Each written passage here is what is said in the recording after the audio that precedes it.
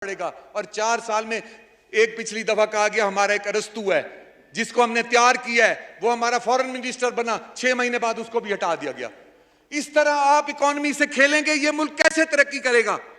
Sir मैं ये सवाल करता हूं कि जब आप नॉन सीरियस लोगों को हुकूमतें दे देंगे, ऐसे वजीर आला को आपने हुकूमत दे दी जिसको ये नहीं पता था कि हुकूमत चलानी कैसे है। उसने कहा कि मैं इस हुकूमत में आया हूं तो मैं सीखने आया हूं कि मैं कैसे सीखूं सियासत, मैं कैसे हुकूमत चलाना सीखूं।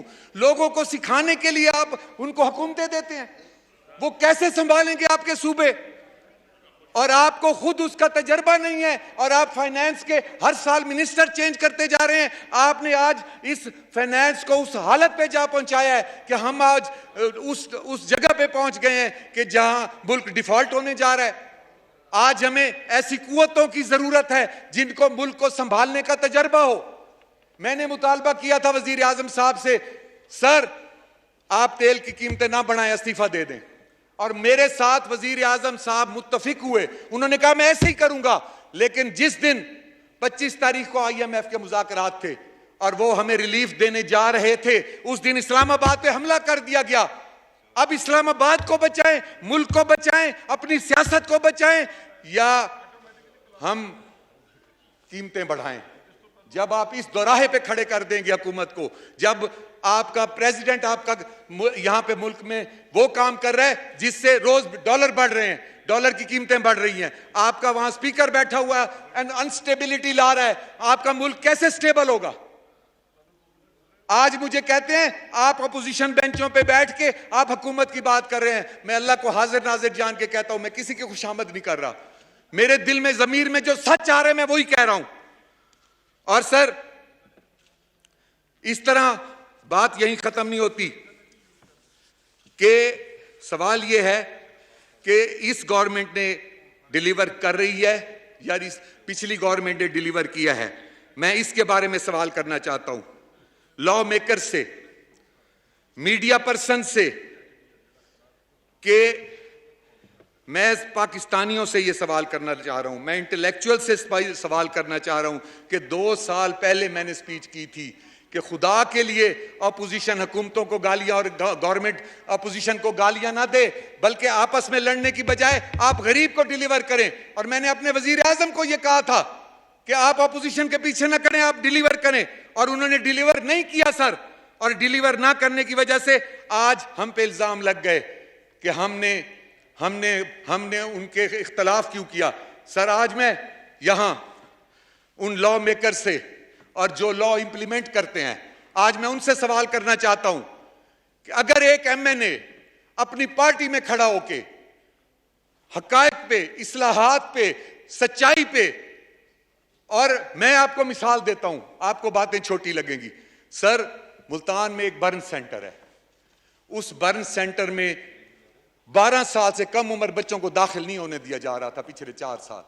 सर वो निश्तर में दाखिल होकर मर जाते थे क्योंकि निश्तर में बैक्टीरिया होता था, वहां बैक्टीरिया नहीं होता था। सर 4 साल मैं प्राइम मिनिस्टर के पीछे भागता रहा, मैं वजीर आला के पीछे भागता रहा। मैंने कहा कि मैं उस वार्ड में गया हूं, मैंने रोते हुए बच्चों को देखा है, मुझे रात को सोते हुए उनकी चीखें आती हैं।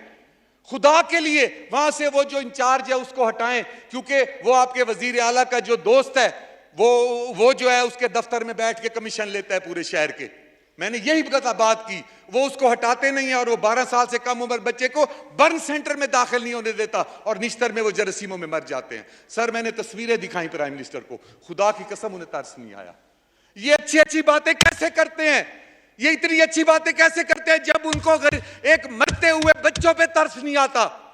सर दूसरी बात मैं बताऊं, मुल्तान में प्राइम मिनिस्टर साहब आए, मैं खड़ा हो गया, मैंने कहा यहां पे लैंड रिकॉर्ड के दफ्तरों में गरीब आदमी 1 कनाल और 2 कनाल वाले अंगूठे नहीं लगाते, वो लैंड रिकॉर्ड नहीं जाते, माफिया उनकी जमीनें उतार देता है। ये मेरे पास 5 केसेस हैं, ये 5 केसेस देखें, इसमें हमने अंगूठों को फोरेंसिक करवाया है। फोरेंसिक करवाने के बाद हमने ये साबित किया है कि भाई ये झूठे हैं, कि इसमें एंटी करप्शन माफिया शामिल है, इसमें लैंड रिकॉर्ड माफिया शामिल है, इसमें पुलिस माफिया शामिल है, और आपके DG लैंड रिकॉर्ड तक शामिल है, और आपके जो जी और गोगी तो जाहिर है वो तो उनकी बादशाह थी। खैर, बहरहाल ये सब शामिल है। मैंने 5 फाइलें प्राइम मिनिस्टर के हाथ में दी, खुदा की कसम 5 फाइलें। प्राइम मिनिस्टर ने सुन के कहा ओह ये क्या हो गया, ये तो नहीं होना चाहिए, मैं इसका मसला हल करता हूं। सर खुदा की कसम 5 फाइलें मैंने 5 दफा उन्हें दी हैं, लेकिन आज तक वो मसला हल नहीं हुआ। बर्न सेंटर की तस्वीरें जब इन्होंने मुझे शो कॉज दिया, मैंने शो कॉज में अपने जवाब में लिखा कि ये तस्वीरें बर्न सेंटर की हैं जो बच्चे मर गए और आपने उन्हें जीने के लिए नहीं बचाया। वो जब मैंने बर्न सेंटर की तस्वीरें साथ लगाई, सर मैं ये बताना चाहता हूं कि इन्होंने अदालत में कहा कि अहमद हुसैन डेहड़ ने जो हमें जवाब ही नहीं दिया, मेरे पास उनकी जवाब के वसूल किए हुए साइन है।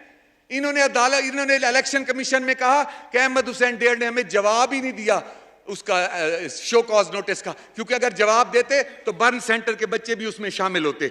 और सर मैं एक ऑनरेबल प्राइम मिनिस्टर साहब। स्पीकर, ऑनरेबल मेंबर जनाब डेविड साहब बहुत ही काबिल एहतराम है, जिस तरह तमाम हमारे मेंबर्स, इनको गलत फहमी हुई, मुझे उन्होंने कोई फाइल नहीं दी बिल्कुल।